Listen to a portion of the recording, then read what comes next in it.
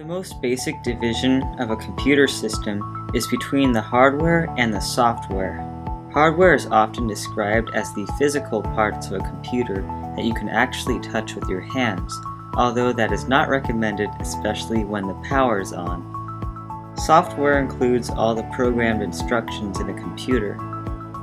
There is the main program called the system software, also known as the operating system, which controls and interacts with the hardware and software components.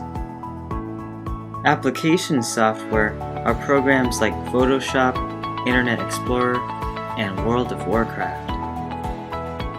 The main hardware components include the CPU, or Central Processing Unit, main memory, secondary storage devices, and the input and output devices.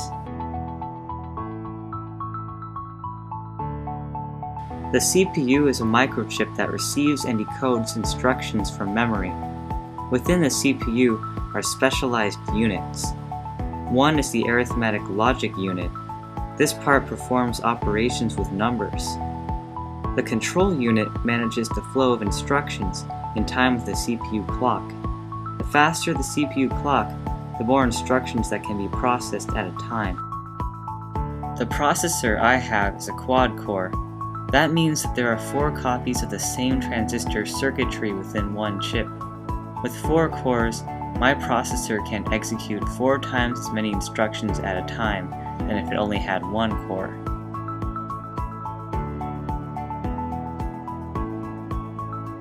The main memory is volatile.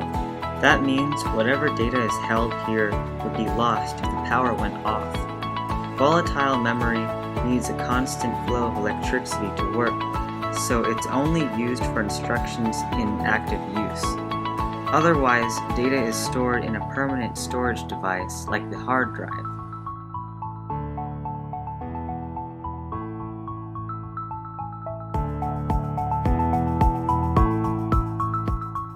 The main memory can be imagined as a sequence of cells that are either empty or contain instructions or data.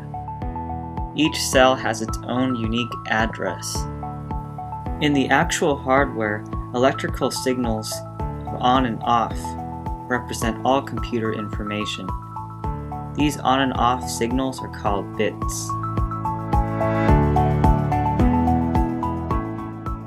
The hardware of a computer is like a kitchen.